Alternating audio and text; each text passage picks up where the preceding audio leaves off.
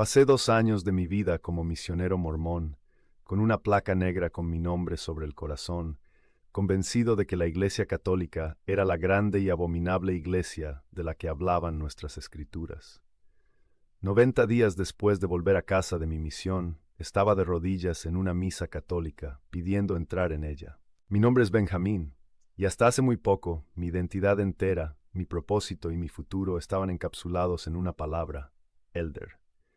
Llevé esa placa con un orgullo y una sinceridad que no puedo describir, trabajando 12 horas al día, 6 días a la semana, para traer almas a lo que yo creía con todo mi ser que era la única iglesia verdadera y viviente sobre la faz de toda la tierra. Creía que José Smith fue un profeta, que el libro de Mormón era la palabra de Dios y que después de la muerte de los apóstoles hubo una gran apostasía, un apagón espiritual total, y que la Iglesia Católica era el resultado de esa corrupción.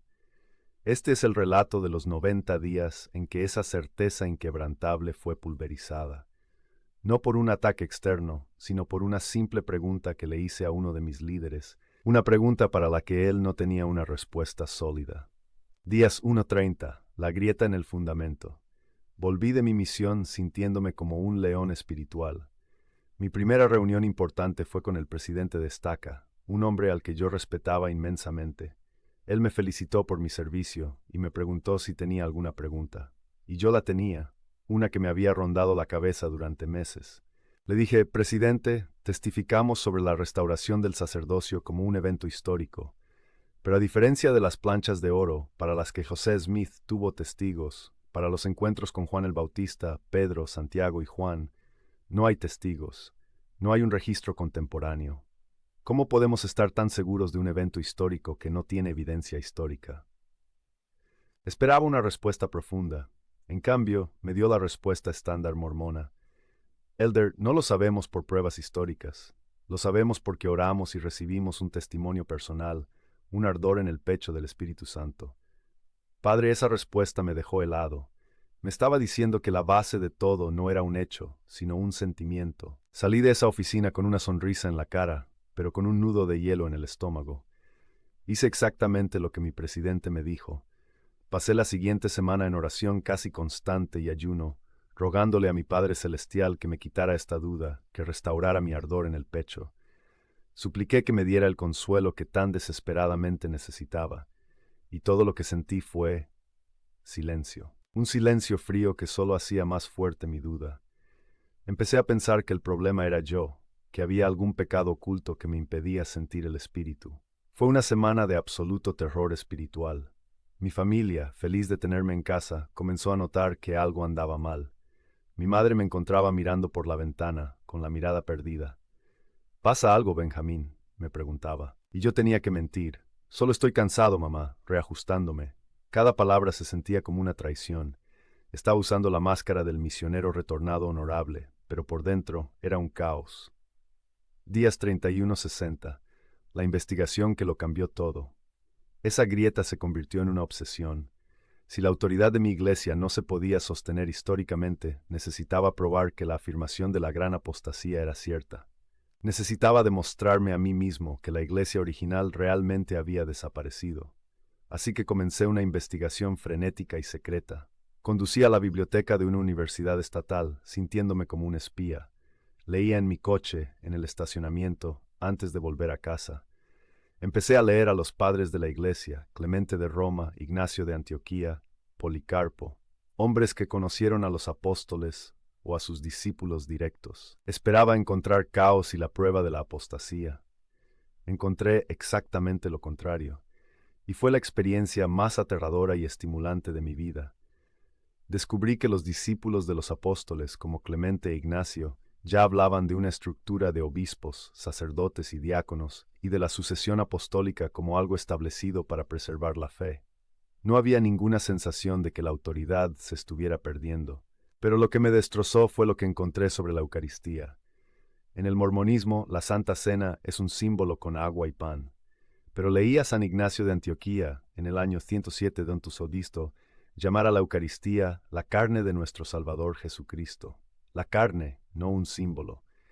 Y advertía a los cristianos que se mantuvieran unidos a su obispo, porque donde está el obispo, allí está la Iglesia Católica. Usó ese nombre en el año 107. Mi mente estaba en guerra.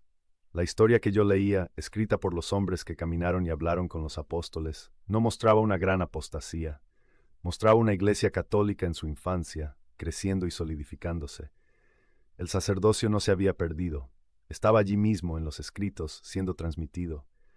La iglesia que yo creía que había sido restaurada por Joseph Smith era una invención. La iglesia real nunca se había ido. Día 61-90, la colisión final y la rendición. La tensión en casa era insoportable. Mis padres, en su preocupación, hablaron con nuestro obispo, quien me llamó a su oficina. Fue amable, pero firme. Benjamín me dijo, tus padres están preocupados. Sienten una oscuridad a tu alrededor. La única prueba que necesitas es el testimonio del Espíritu en tu corazón y la palabra del profeta viviente. Te pido que dejes esos libros y que ores hasta que el Padre Celestial te confirme de nuevo la verdad del profeta José Smith. Era un callejón sin salida. Me estaba pidiendo que ignorara la historia y confiara en un sentimiento que ya no podía encontrar. Salí de esa oficina sabiendo que mi tiempo en la iglesia mormona había terminado. Con el corazón en la garganta reuní a mi familia. Les conté todo, mi duda, mi investigación, mi conclusión de que la gran apostasía nunca. El silencio que siguió fue terrible. Luego mi madre empezó a llorar, un llanto silencioso y desconsolado. Mi padre me miró, con los ojos llenos de dolor y rabia. Tus antepasados cruzaron las llanuras, me dijo, enterraron a sus hijos en la nieve por este testimonio que ahora estás tirando a la basura por unos libros. Has roto la cadena del convenio. Has roto nuestra familia eterna. Mi hermana me acusó de orgullo. Mi hermano menor me preguntó, ¿así que ya no seremos una familia en el cielo? Padre, no hay argumento contra ese tipo de dolor. Me convertí en un apóstata, en un traidor para las personas que más amaba. El momento final, el punto de quiebre, fue el día 87. Estaba sentado en el suelo de mi habitación, rodeado de libros. A mi izquierda, los libros mormones. A mi derecha, la Biblia y los padres de la iglesia. Y lo vi con una claridad brutal. Una historia estaba sostenida por un sentimiento subjetivo. La otra estaba sostenida por la sangre de los mártires y el peso innegable de la historia. En ese momento, la elección dejó de ser una elección. Fue una rendición. Mi testimonio mormón se evaporó. No porque hubiera perdido la fe en Dios, sino porque había encontrado una fe infinitamente más antigua, más sólida, más histórica y más verdadera. El día 90 me levanté y conduje hasta la parroquia católica más cercana. Entré, encontré al sacerdote y le dije las palabras más aterradoras y liberadoras de mi vida. Padre, soy un misionero mormón que acaba de regresar y creo que necesito volver a casa. Él no me juzgó, solo me escuchó con una amabilidad que me desarmó, y cuando terminé me dijo, bienvenido a casa, hijo. Esas 3 palabras pulverizaron la última de mis defensas. ¿Qué perdí en esos 90 días? Perdí mi identidad, mi comunidad, la aprobación de mi familia, mi plan de vida. Pero, ¿qué gané? Gané la certeza de la roca de Pedro, no de un sentimiento. Gané una historia de 2000 años. Gané la Eucaristía, el verdadero cuerpo y sangre de mi Salvador. Gané a los santos, una nube de testigos que ahora eran mi familia espiritual. Gané mi verdadera identidad como un hijo en la casa de mi Padre. La paz que sentí en mi primera misa, la paz de saber que estaba en casa, fue más real que cualquier sentimiento que hubiera experimentado antes. Si tienes amigos o familiares mormones, no los ataques.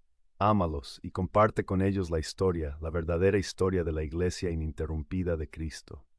Para empezar, mira este video sobre la increíble verdad de la sucesión apostólica.